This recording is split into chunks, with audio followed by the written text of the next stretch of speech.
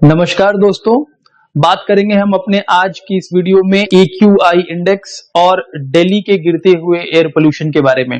दिल्ली जो है वो बन गया है वर्ल्ड का सबसे ज्यादा पोल्यूटेड कैपिटल पूरी दुनिया भर में। ये हमारे लिए एक बहुत ही शर्मनाक बात है कि इतने गिरते हुए हालत में हम अपने कैपिटल सिटी को बचाने के लिए कुछ नहीं कर पा रहे हैं और दिल्ली का जो एयर क्वालिटी है वो डे बाय डे गिरता ही जा रहा है। आपने न्यूज़पेपर्स में और टीवी में हर जगह पे इसको देखा होगा कि वहां पर किस तरीके से पूरा का पूरा दिल्ली जो है वो एक गैस चैम्बर के रूप में कन्वर्ट होते जा रहा है। आइए बात करते हैं इसके बारे में कि ये AQI इंडेक्स क्या होता है और कैसे ये आपके और मेरे हेल्थ से जुड़ा हुआ फैक्टर है और हम इसको कैसे ठीक कर सकते हैं। हाल ही के दिनों में एक वायरल वीडियोस में दिखाया गया था कि दिल्ली की अभी हालत क्या है। वहां की हालत आप इस बात से अंदाजा लगा सकते हैं कि ये एक एयर प्यूरिफायर है और इसका ये हाल हो गया है कि आप देख सकते हैं इसके अंदर पूरा धूल मिट्टी भर गया है। इतना धूल मिट्टी भर गया है कि इसको देखिए निकालना पड़ रहा है। यानी ये दिल्ली का अभी प्रेजेंट कंडीशन है कि वहां पर एयर प्यूरिफायर भी अब काम करना बंद कर दिया है। दोस्तों, यहाँ पे देखिए दिल्ली के टॉक्सिक एयर के बारे में बात की गई है। जहां पर आप देख सकते हैं जो नरेला जो जगह है वहां पर 466 का AQI, मतलब इतना खतरनाक है ये कि इसकी आप कल्पना भी नहीं कर सकते हो। ये दिल्ली के टोटल जितने भी वहां पर स्टेशंस हैं जहां पर एयर मॉनिटरिंग की जाती है उन सब का हालत देखिए। सभी के सभी आप मैक्सिमम देखेंगे तो उसमें 400 प्लस, यानी द्वारका सेक्टर बोलिए, नजफगढ़ बोलिए, ठीक है, ये नेहरू नगर है, आनंद विहार है, ये सभी के सभी जगह हैं, जैसे अशोक विहार है। इन सभी जगहों पर आप देख सकते हैं कि एयर क्वालिटी इंडेक्स बहुत सीवियर तरीके से गिर चुका है, जो कि ये दर्शाता है कि वहां के लोगों के ऊपर जो हेल्थ का जो इफेक्ट पड़ने वाला है वो बहुत ही खतरनाक तरीके से होगा। बात करेंगे अब हम लोग AQI के बारे में। ये AQI क्या होता है? ये होता है air quality index. Air quality index देखिए, एयर क्वालिटी इंडेक्स क्या है? ये ऐसा है, ये बताता है कि हमारी जो हवा है वो कितनी साफ है और कितनी गंदी है। एक तरह से समझ लीजिए कि ये हवा का रिपोर्ट कार्ड है, जिसके अंदर जितना ज्यादा नंबर होगा हवा उतनी ही खराब होती जाएगी। अब इस हवा को खराब कौन करता है? तो बेसिकली इस हवा को खराब करते हैं पोल्यूटेंट्स। पोल्यूटेंट्स खराब करते हैं। ये पोल्यूटेंट क्या होते हैं?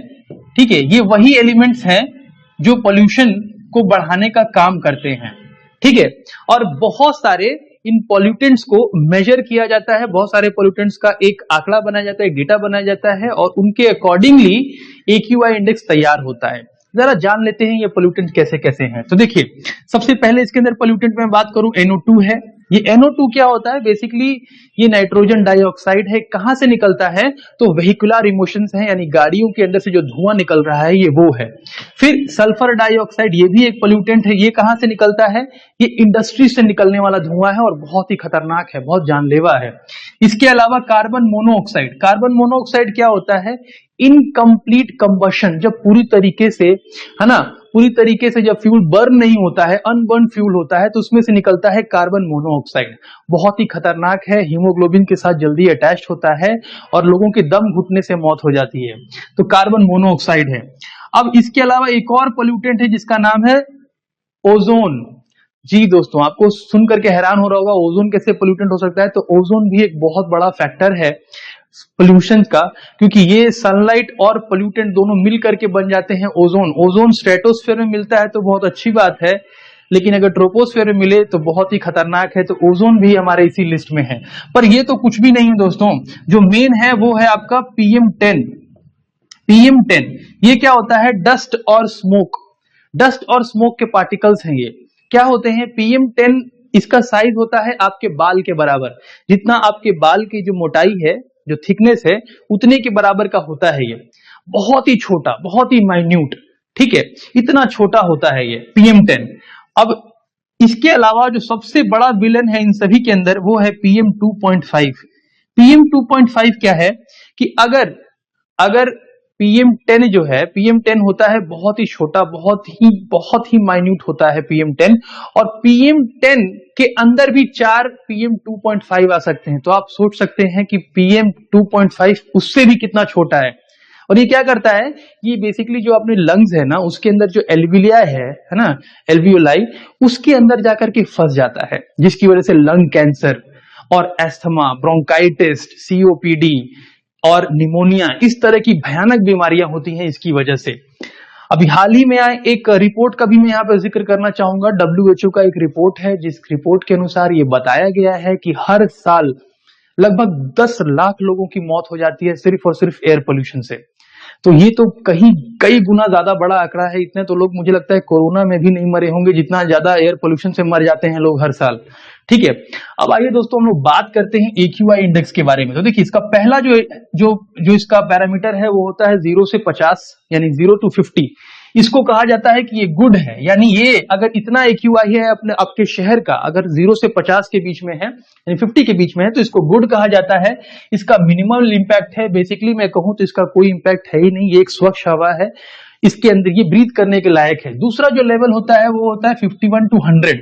इसको सेटिस्फैक्टरी कहा गया है, मतलब ठीक है, थोड़ी बहुत सेंसिटिव, बहुत ज्यादा जो सेंसिटिव लोग हैं, जो एस्थमेटिक पेशेंट हैं, उन लोगों को हल्का फुल्का प्रॉब्लम हो सकता है, अदरवाइज ये एयर नॉर्मल है।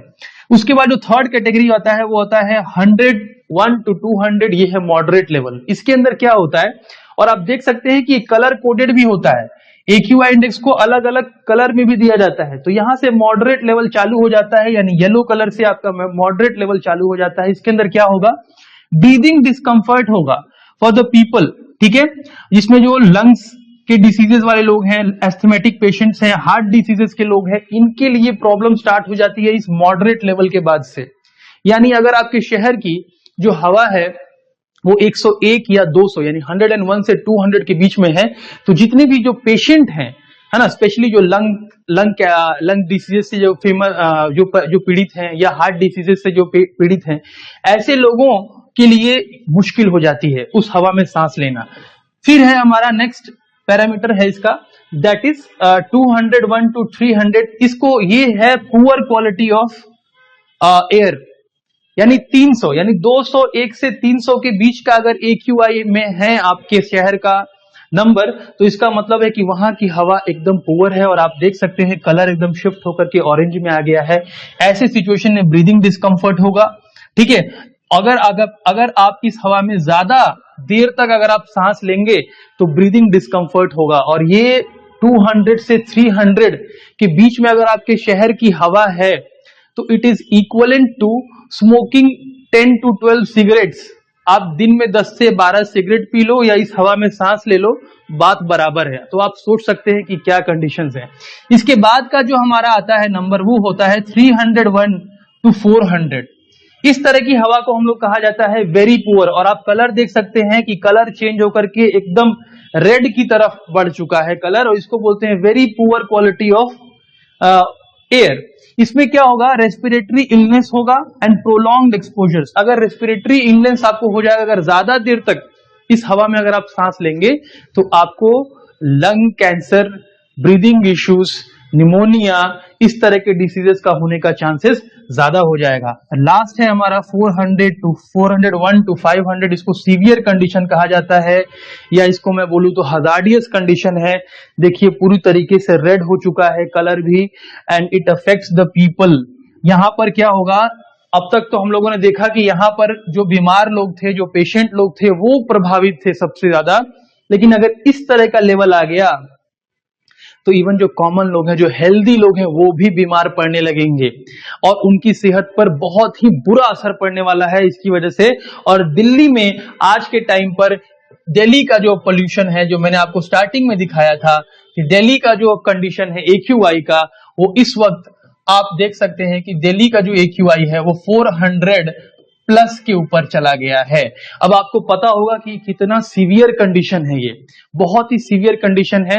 और दिल्ली गवर्नमेंट और हमारे जो संस्थान है उसके ऊपर कदम उठा रही हैं। इसके लिए जगह जगह पर स्मोक गन्स भी लगाए गए हैं और वाटर स्प्रिंकलिंग भी की जा रही है।